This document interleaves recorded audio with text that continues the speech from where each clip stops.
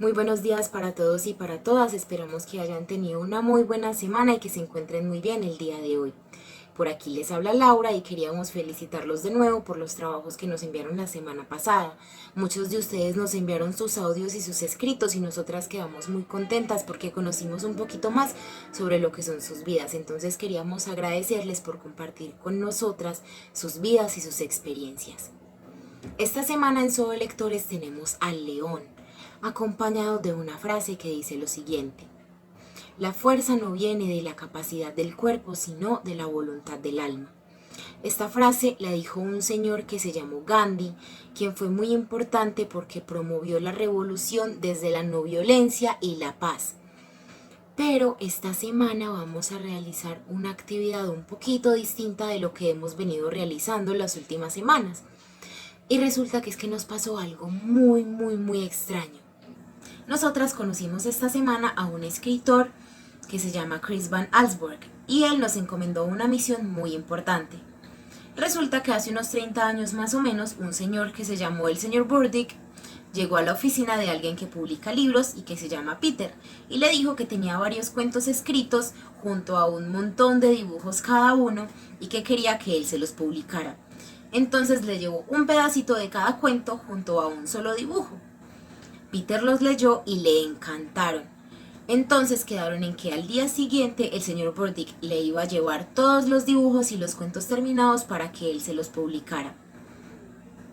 Pero del señor Burdick no se volvió a saber nada nunca más. Entonces quedamos con la gran pregunta de qué le pasó al señor Burdick y además qué decían sus cuentos y cuáles eran sus dibujos. Pues bueno, la misión que nos encomendó Chris Van Allsburg tiene que ver con esto. Él nos dejó una carta y les dejó una carta a ustedes que dice lo siguiente: con la esperanza de que los niños de la institución educativa María Auxiliadora sean inspirados por los dibujos de Burdick, los comparto por primera vez. Chris Van Allsburg. Entonces la actividad de esta semana es completar la misión que nos dejó Chris Van Allsburg. Vamos a escribir nuestras propias versiones de los cuentos del señor Burdick, ese pedacito de cuento y ese dibujo que él nos dejó. Podemos incluir el pedacito de cuento al inicio, en la mitad o al final de nuestro cuento, como queramos hacerlo. Y además podemos escoger cualquiera de los 4 cuentos. La profe Natalia nos va a explicar más sobre cómo debemos realizarlo. Muy buenas tardes, les habla su profesora Natalia. Espero que se encuentren muy bien. Entonces, como les venía diciendo Laura, les voy a indicar las partes que tiene un cuento. Normalmente se pueden contar un cuento según el orden en el que sucedieron las cosas. Entonces, comenzamos por el inicio, por el principio, por donde comenzó todo. Entonces, este inicio puede servir porque nos presenta a los personajes, nos presenta el lugar donde están y cuándo pasó. Entonces, por ejemplo, hace mucho tiempo vivía al lado del bosque, en una cabaña, 2 niños llamados Hansel y Gretel con sus padres. Ya.